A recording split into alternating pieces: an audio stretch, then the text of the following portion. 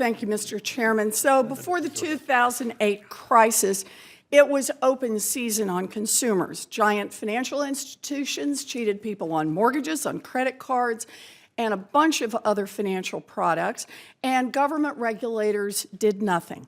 After the crisis, the CFPB was created to be a cop on the beat to aggressively enforce laws that protect consumers, especially those who get regularly cheated. So, Director Kraninger, during your confirmation hearing, you testified, quote, "Under my stewardship, the Bureau will take aggressive action against bad actors who break the rules." Is that still your plan? Yes, Senator, it is. Good. I've You actually also signed said before you became director that the interim director, Mick Mulvaney, never made a decision you disagreed with. So let's put that together and see how you and Director Mulvaney have been doing in your combined year and a half running the CFPB. Let's start with student loans.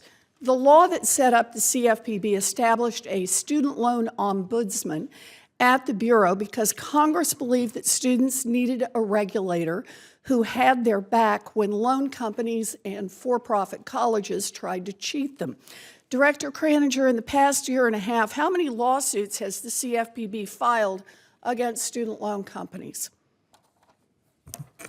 I don't know the specific answer to that question. Well, I can tell you because it's a matter of public record. Yes, we do have active litigation. How many have you filed? There are 2 active cases in this area. Gee, what the public record seems to show is 0. Right. Not one single action against lenders and servicers who scam students, not $1 returned to students who get cheated. In contrast, when he led the CFPB, Rich Cordry filed 15 cases, and he recovered $712 million for those students who had been cheated. In fact, you have done worse than nothing.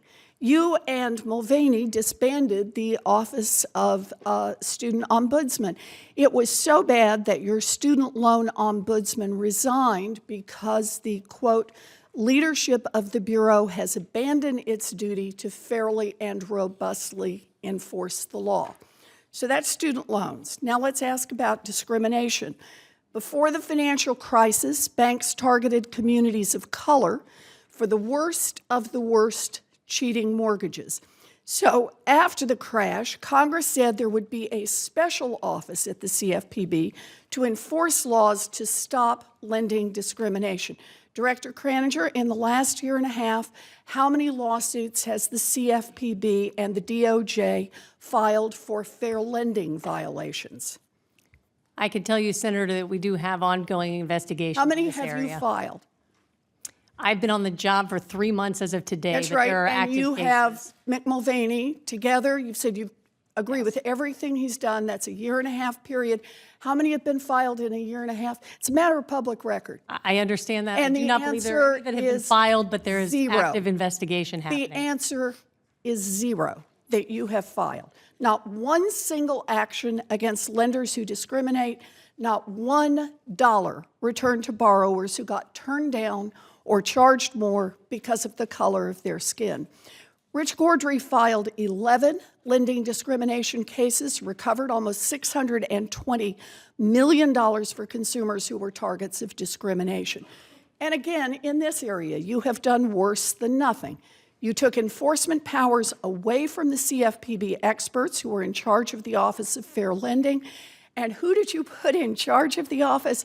A political appointee with a history of writing racist blogs.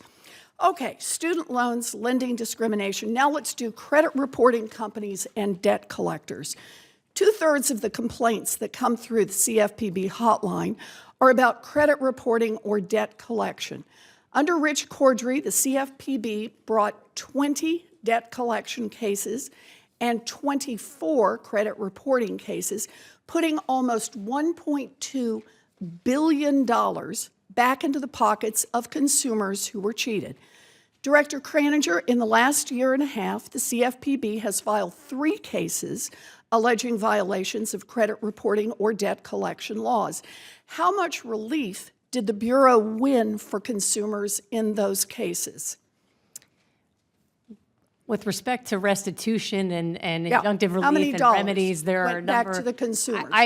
Senator, I'm assuming that you have it in front of you. I do have it in not. front of me Yes. because it is a matter of public record. I I'm a little recognize surprised that, you yes. don't know the answer, because the answer is the same in all three of the questions I've asked you. It's zero. You have put $0 back in the pockets of consumers who were cheated. So, student loans, lending discrimination, credit reporting companies, debt collectors, much more we could talk about, but I see I'm out of time. It seems pretty clear to me that you stopped enforcing the laws designed to protect consumers. Money returned to consumers as a result of the CFPB's lawsuits has slowed to a trickle. And when you do bring a case, the settlements you've secured from the companies average about 1/125th the size of the ones that Rich Cordry got. That's hundreds of millions of dollars that companies stole from consumers and that you are permitting them to keep.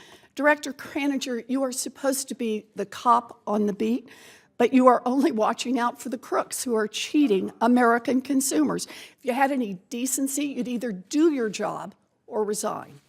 Thank you, Mr. Chairman.